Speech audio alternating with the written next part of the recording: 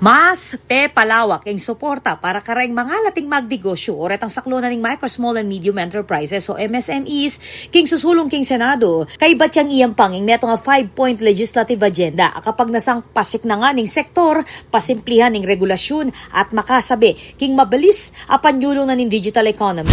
Una po nating term, nung pinasa ang Go Negosyo Act of 2014, nasa isip po namin ay sari-sari store at karinderya. Pero ngayon po, kasama na sa listahan ng MSME ang mga online seller, ang mga freelancer, ang mga content creator, ang ating virtual assistant at maging mga magsasaka at maliliit na food processor. King pamanimunan ng Senate Committee on Trade, Commerce, and Entrepreneurship. Didikdik na ring MSMEs, ring bubuo king 99% na ring hanggang negosyo king bansa at manimunang panibatan na ning obra para kareng milyong-milyong Pilipino. Kabilang kareng mumunang susubong pa mag-update king Magna Carta for MSMEs, bang iyabe la ring online sellers, freelancers, content creators, virtual assistants at aliwa pang bayong klase na ning negosyo king digital age. Una pong i-update ang mga batas para i-define ang MSME, para mabigyan sila ng tulong at para matugunan ang mga panibagong pangailangan at panibagong anyo ng ating micro, small, and medium enterprises. Palalawakin po natin ang access to capital, access to microinsurance at iba pang suportang kailangan ng ating maliit na negosyo. Kapag nasa naniting palawakan ng access, king puhunan, microinsurance at aliwapang government support. Sa mga bagong makina ng paglago ng ating ekonomiya. Matagal na po tayong nanonood, nakikinig at natutuwa kapag kinikilala ang mga Pilipino sa pandaigdigang entablado.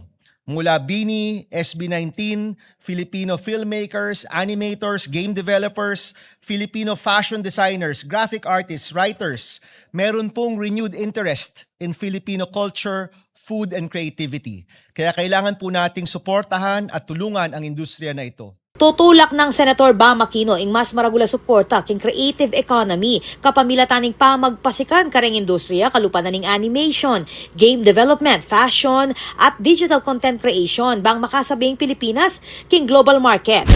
Inclusive supply chain na kung saan ang parehas na binibigyan at pinagkukuhanan ay nakikinabang. Kung magamit lang po ng tama ang napakalaking budget ng gobyerno, napakarami pong pwedeng matulungan at mapapanatili pang abot kaya ang mga bilihin. Naisip po natin kung saan pwedeng kunin ang pera. Naisip po namin na pwede pong ma-access ang 300 billion pesos na nakaprogram na ayuda sa ating bansa. Hindi ho ba napakaganda? Tumutulong na nga po tayo sa mga kababayan po natin, yung pinagkukuhanan pa po natin ay natutulungan din. Kaya mo naman king agenda ing local farmer at MSME support and voucher program amamya prioridad. King pamanyalina ng gobyerno, iba't kareng local producer at mga lating nagnegosyo. Susulong po tayo ng mga reforma para suportahan ang mga industriyang nagpapayaman sa ating bansa. Ito rin po ang mga industriya na kailangan protektahan at paluguin dahil sila po naglilikha ng mas marami at dekalidad na trabaho para po sa ating mga kababayan. Kabilang po dito ang IT BPM industry, ang semiconductor at electronics industry. Kasama rin po ang shipbuilding na kasama sa blue economy. Kawani Keti, susulong mo naman ng pamagpasikan kareng industriyang gagawa kareng dekalidad na obra kabilang ng IT BPM, semiconductor, electronics at shipbuilding. Manyaw siya Senator Bam king mas matigi ka aksyon laban king red tape at impamang gipit kanu dareng pilang ahensya ng gobyerno kareng mga lating magnegosyo bang apalagwa mo ing pamagnegosyo king bansa. Naghearing na po tayo dito. Naghearing na po ang Blue Ribbon po noon tungkol po sa mga LOA ng BIR na minsay ginagamit bilang pagkakataon para sa panggigipit at pang-aabuso. Ito po isa sa mga pahirap sa ating maliliit na negosyo.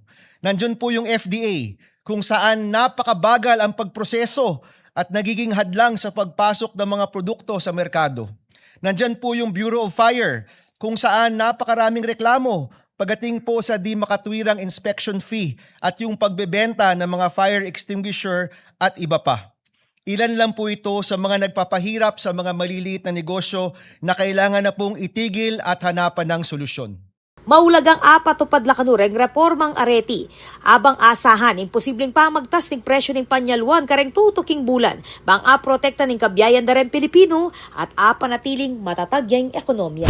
Alam po natin na hindi madali magnegosyo sa Pilipinas. At ayon rin po sa mga eksperto, inaasahan pong tataas ang presyo ng bigas at presyo ng bilihin sa mga susunod na buwan. Now is the time to come together to help and protect our countrymen from price shocks, to support their businesses para lagi pong may trabaho ang bawat pamilyang Pilipino. Ako po, Patricia Mamangon para King News Force Pampanga Balitang Tuto, King Balen Susuyo.